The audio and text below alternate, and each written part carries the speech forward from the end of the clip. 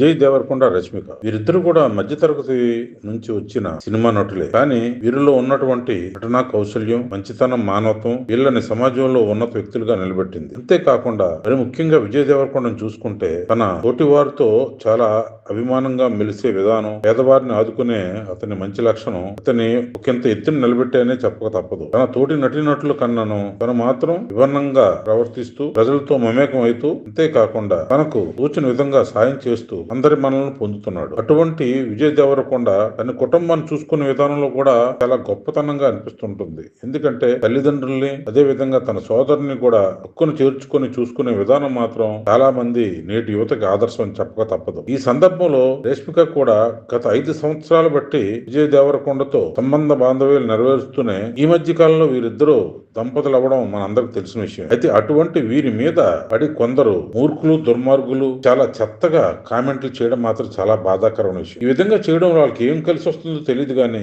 మంచి వ్యక్తుల్ని బాధ పెడుతున్నారని మాత్రం మనకు అనిపిస్తూ ఉంటుంది. ఈ విధంగా చేయడం మాత్రం చాలా బాధాకరమైన విషయం. మరి ముఖ్యంగా నిన్నటి రోజునైతే రష్మిక చాలా బాధపడుతూ తన యొక్క మనోభావాన్ని తెలియజేసింది. నువ్వు ఈ విధంగా మీడియా పరంగా ఇబ్బంది పెట్టడం తగదు. మీ తప్పు మీరు తెలుసుకొని తగ్గితే మంచిది, లేదంటే ఖచ్చితంగా ఒక సమాధానం చట్టపరంగా చెప్తానని ఆమె చెప్పడం మాత్రం ఈ సందర్భంగా గమనార్హం. అయినప్పటికీ చాలా మంది మూర్ఖులకి బుద్ధి జ్ఞానం ఉండదు. ఎదుటివారిని బాధ పెట్టి వాళ్ళు ఏ రకమైనటువంటి ఆనందం పొందుతారో తెలియదు కానీ ఈ విధంగా తోటి వ్యక్తిని బాధ పెట్టడం మాత్రం భావ్యం కాదు. ఏదైనా మానవత్వం లేని మనుషులే ఈ విధంగా ప్రవర్తిస్తారని మనకు అనిపిస్తూ ఉంటుంది. ఏదైనా రష్మిక మందన్న చేస్తున్న ఈ ప్రయత్నంలో తనను బాధ పెట్టిన వాళ్ళందరికీ తగు విధంగా బుద్ధి చెప్పేంత ఆత్మస్థైర్యాన్ని విజయ్ దేవరకొండ కుటుంబం కూడా అందించడం మాత్రం ఈ సందర్భంగా అభినందించదగ్గ విషయమే. ఈ మధ్య మాధ్యమాల్లో ప్రతి వ్యక్తిని విమర్శించడం లేదా లేనిపోని పుకార్లు పుట్టించడం అన్నది కామన్ గా అయిపోయింది. ఇటువంటి నశించాలి. సమాజంలో టెక్నాలజీ ఎంత అభివృద్ధి చెందుతుందో అంత వెర్రితనం కొత్త పంతులు తొక్కుతుంది. కనుక మంచి మానవత్వంతో